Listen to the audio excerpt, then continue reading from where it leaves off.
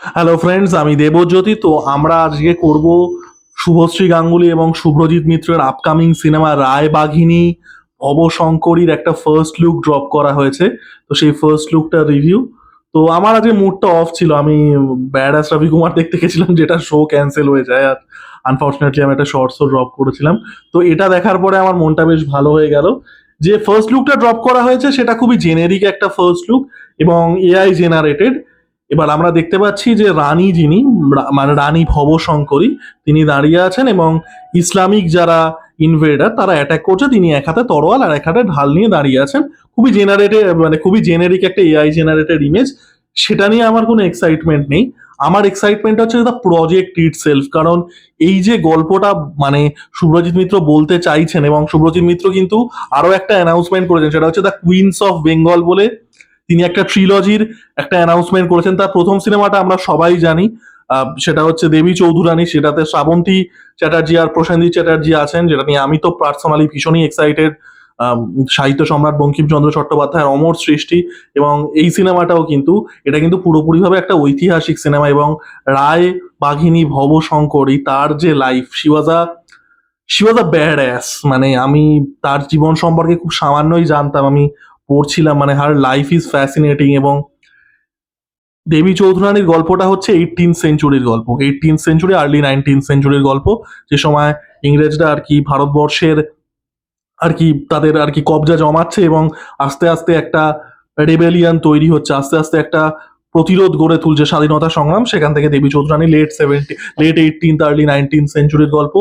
এই গল্পটা কিন্তু লেট 16th সেঞ্চুরির গল্প, আকবরের শাসনকালের সময়। আকবর এবং ভবশঙ্করী, মহারানী ভবশঙ্করী, তারা কিন্তু সমসাময়িক ছিলেন। এবং এই রায় বাঘিনী নামটা তাকে আকবরই দিয়েছিলেন, বিকজ তিনি মানে মহারানী ভবশঙ্করী তিনি ছিলেন মানে মুসলিম যারা ইনভেডার ছিলেন, যারা ইসলামিক ইনভেডার, তাদের ত্রাস। এবং তার লাইফটা সম্পর্কে আমি পড়ছিলাম। তার লাইফটাকে নিয়ে উইকিপিডিয়া বাংলাতে খুব ডিটেলসে একটা আর্টিকেল আছে, যেটা দেখে আমার খুব ভালো লাগলো। কারণ মানে ভারতীয় ঐতিহাসিক ফিগারদের মানে উইকিপিডিয়া জাস্টিস করে না। তো তার দেখলাম খুবই ডিটেলসে একটা আর্টিকেল আছে, দেখে ভালো লাগলো। তো তিনি জন্মেছিলেন একটি ব্রাহ্মণ পরিবারে এবং তার বাবা ছিলেন একজন ব্রাহ্মণ ওয়ারিয়ার। তিনি প্র্যাকটিসিং ব্রাহ্মণও ছিলেন। তিনি যুদ্ধও করতেন, তিনি অন্য সৈন্য যারা ছিল তাদেরকে ট্রেনিং দিতেন। এবং তিনি তার মেয়েকে একদম পুরো ছোট থেকেই মানে একদম পুরো মিলিটারি ট্রেনিং দিচ্ছেন, যোদ্ধা হওয়ার ট্রেনিং দিচ্ছেন। এবং তাকে এইভাবেই বড় হচ্ছে। আপনারা যারা রানী লক্ষ্মীবাইয়ের গল্প তো অবশ্যই সকলে জানেন, মানিকর্ণিকা সিনেমাটাও আশা করি সকলে দেখেছেন। অনেকটা সেই রকম গল্প। She is brought up as a warrior. এবং তার মানে তিনি একা একা শিকার করতে যেতেন, তার এতটাই সাহস ছিল এবং তার এতটাই আর কি মানে তার ওয়ারের তার এতটাই আর কি দখল ছিল। She use to go hunting alone. এবং সেইখানে একবার একটা জঙ্গলে গিয়ে তিনি মোষ আর কি, মোষের অ্যাটাক হয়, বুনো মোষের অ্যাটাক হয় না, সেখানে তিনি আর কি খপ্পরে পড়েন এবং তিনি মোষ হত্যা করেন আর কি নিজেকে বাঁচানোর জন্য। এবং যখন তিনি মহিষ হত্যা করছেন, বুনো মোষ, সেই সময় রাজা রুদ্রনারায়ণ তার ফেরি নিয়ে আর কি নদী দিয়ে যাচ্ছিল। তিনি দেখলেন যে এত একটা অপূর্ব সুন্দরী একটা মেয়ে, সে একটা বুনো মোষকে হত্যা করছে। মানে আমরা বলি না লিট, অনেকে দেখবেন, আমার তো ফ্লার্টিং স্কিল খুব একটা ধারালো নয়, আমি কিছু লিখতে পারি না। অনেকে দেখবেন মেয়েদের ছবিতে লিখে মানে you're lit, she is lit, this is lit, this is so lit, my whole house is on fire. তো তিনি তাকে ওইভাবে দেখে একজন মানে যুদ্ধরত অবস্থায় মহিষকে হত্যা করছে, বুনো মোষকে, তিনি সেটা দেখে তার প্রেমে পড়ে যান এবং তাদের আর কি বিবাহ হচ্ছে। এবং বিবাহের পরে আস্তে আস্তে ভবশঙ্করী মহারানী তিনি একটা সময় তিনি সিংহাসন পাচ্ছেন। এবং তিনি কিন্তু মুঘলদের এবং এই যে ইসলামিক ইনভেশন যেগুলো হতো, পাঠানরা, আফগানরা, মুঘলরা তো করতোই, তিনি কিন্তু তাদের ত্রাস ছিলেন। মানে she was literally like a nightmare for them. তিনি বহুবার রেজিস্টেন্স তৈরি করেন, একাধিকবার তিনি যুদ্ধে হারান। এবং আকবর কিন্তু একটা সময়, আকবর তো বিচক্ষণ লোক ছিলেন, তিনি দেখেছিলেন যে তাকে হারানো যাবে না। তো তিনি কিন্তু তার সাথে পরবর্তীকালে চুক্তিবদ্ধ হয়ে যান। তিনি মানে ইংলিশে একটা কথা আছে না, if you can not beat them join them. আকবরও কাইন্ড অফ সেটাই করছে, তাকে কিন্তু হাত মিলিয়ে নিচ্ছে। এবং এই যে রায় বাহিনী উপাধিটা, সেটা কিন্তু আর কি আকবরের থেকেই তাকে দেওয়া। তো খুব ফ্যাসিনেটিং একটা গল্প। আপনারা উইকিপিডিয়া বাংলায় আর্টিকেলটা যেতে পারেন, খুব ডিটেলসে লেখা আছে, খুবই ফ্যাসিনেটিং। এবং দেখুন, এটা আমি ইয়ের ক্ষেত্রেও বলেছিলাম, শুভশ্রী গাঙ্গুলের কাস্টিং নিয়েও যেটা আমি বলতে চাই, যেটা আমি কয়েকদিন আগে বিনোদিনীর ক্ষেত্রেও বলছিলাম, রুক্মিণী মৈত্রর, যে এই জাতীয় বড় ফিমেল ড্রিভেন কাজ, তার জন্য কিন্তু আপনাকে একটা বড় নাম লাগবে, তা না হলে মাউন্টিংটা পসিবল নয়। এখানে এই প্র্যাগম্যাটিজমটা দরকার। আর তাছাড়াও শুভশ্রী গাঙ্গুলি খুবই ভালো একজন অভিনেত্রী, এই বিষয়ে কোনো আর্গুমেন্টই হতে পারে না।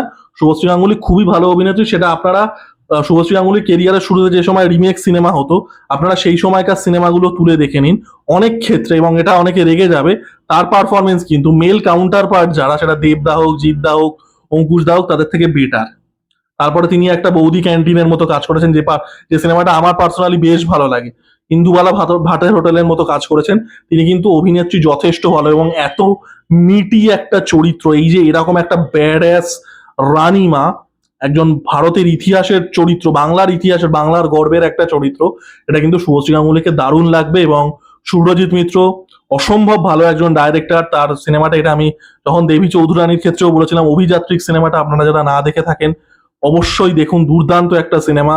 মানে মানে কি বলবো, পথের পাঁচালীরই যেখানে শেষ হচ্ছে সত্যজিৎ রায় ট্রিলজি, সেটারই একটা স্পিরিচুয়াল কন্টিনিউয়েশন। তো তিনি এই যে বাংলার গল্পগুলো বলছেন, দেবী চৌধুরানী, বা এখন এই যে মানে রায়বাঘিনী, ভবশঙ্করী, এই গল্পগুলো কিন্তু দেখুন, মানে this are superhero stories. এটা আমরা রঘু ডাকাতের ক্ষেত্রেও বলেছিলাম, যেটা দেবদা করছে, এটা আমি দেবী চৌধুরানীর ক্ষেত্রেও বলেছিলাম। এই গল্পগুলো, এই বাংলার আইকনের গল্প, বাংলার গৌরবের গল্প, যেখানে বাঙালি মানুষরা, তারা মানে অন্যায়ের বিরুদ্ধে রুখে দাঁড়াচ্ছে, ইনভেশনের বিরুদ্ধে। রঘু ডাকাতে আমরা দেখেছিলাম সে আর কি ভূস্বামীদের বিরুদ্ধে লড়াই করছে, ইংরেজদের বিরুদ্ধে লড়াই করছে। দেবী চৌধুরানীতে আমরা দেখতে পাবো যে তারা ইংরেজদের বিরুদ্ধে স্বাধীনতা সংগ্রাম তৈরি করছে। ভবশঙ্করী মহারানীর ক্ষেত্রে আমরা দেখতে পাবো সে ইসলামিক ইনভেশনের এগেনস্টে লড়ছে। এগুলো আমাদের সুপারহিরো গল্প, এগুলো বাঙালিদের সুপারহিরো। মহারানী ভবশঙ্করী আমাদের সুপারহিরো। তো আমি খুবই এক্সাইটেড। শুভ্রজিৎ মিত্র তিনি এই যে ট্রিলজিটা বানাচ্ছেন, মানে ফাঁপা দু পয়সার আতলামো না মেরে তিনি বাংলার গল্প বলছেন, আমি সত্যিই খুব খুশি। অ্যানাউন্সমেন্টটা নিয়েও আমি খুব খুশি। শুভশ্রী গাঙ্গুলির কাস্টিং আমি পার্সোনালি খুব এক্সাইটেড। শুভশ্রী গাঙ্গুলি একজন বোনাফাইড স্টার, প্লাস তিনি একজন ভালো অভিনেত্রী। তো আপনাদের অ্যানাউন্সমেন্টটা কেমন লাগলো জানাবেন। মহারানী ভবশঙ্করী, রায়বাঘিনী সম্পর্কে আপনারা কতটুকু জানতেন, বা আপনাদের যদি কিছু মানে মানে ইনফরমেশন থেকে থাকে, কারণ এই জাতীয় মানুষদের তো অনেক গল্প থাকে, তো সেগুলো জানলে জানাবেন। লাইক, কমেন্ট এবং সাবস্ক্রাইব করে আমার পাশে থাকুন। ধন্যবাদ।